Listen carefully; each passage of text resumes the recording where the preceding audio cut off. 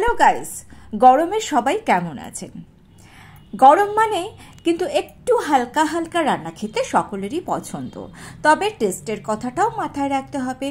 সম্পূর্ণ নিরামিষ গরমে আরামদায়ক একটা রেসিপি নিয়ে চলে যাচ্ছি রেসিপিতে। কড়াইয়ের মধ্যে 2-3 চামচ সর্ষের তেল গরম করে নিচ্ছি। ওই গরম তেলের মধ্যে দিয়ে দিচ্ছি 2টো গোটা শুকনো লঙ্কা আর সামান্য একটু রাঁধুনি ফোড়ন। রাঁধুনি যে কোনো গ্রসারি শপে পেয়ে যাবেন। এইবার মনের মতো সবজি সব কিছু দেখুন আমি এই রকম একটু লম্বালম্বিভাবে কেটে নিয়েছি। সবজিগুলোকে দিয়ে দিলাম।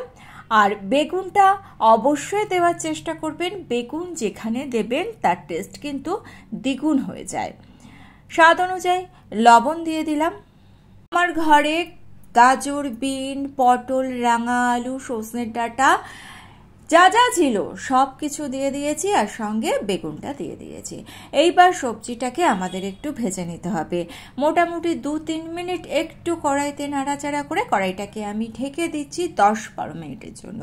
তবে অবশ্যই খেয়াল রাখতে হবে যে তরকারি যেন তলা থেকে পুড়ে না আসে। মিডিয়াম ফ্লেমে 10-12 মিনিট ঢেকে রান্না করেছি। মাঝখানে 2-3 বার ঢাকনা খুলে নাড়াচাড়া করে দিয়েছি।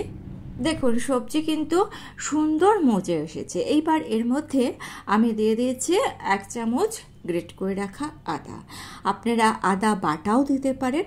এইবার সামান্য একটু জল দিলাম আর আদার সঙ্গে সবজিটাকে ওই 3 থেকে 4 মিনিট মতো মিডিয়াম ফ্লেমে সুন্দরভাবে কষে নেব। দেখুন বোঝা যাচ্ছে কষাটা হয়ে গিয়েছে। দিয়ে দিলাম 3 কাপ গরম জল।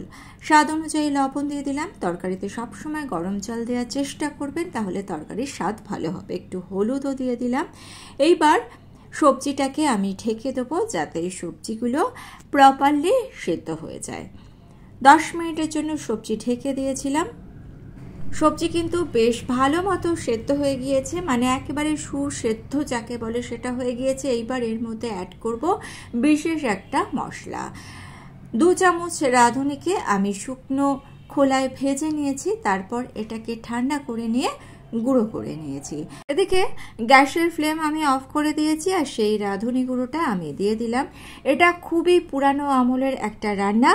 এই রান্নাটা খেলে দেখবেন পুরানো মানুষদের কথা, দিদা ঠাকুমাদের কথা কিন্তু মনে পড়বে। সেই গন্ধ স্বাদ এই রান্নায় পেয়ে যাবেন আপনি।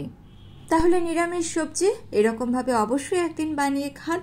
আর ভিডিওটা ভালো লেগে থাকলে চ্যানেলটিকে সাবস্ক্রাইব করে দেওয়ার অনুরোধ রইল। Thanks for watching.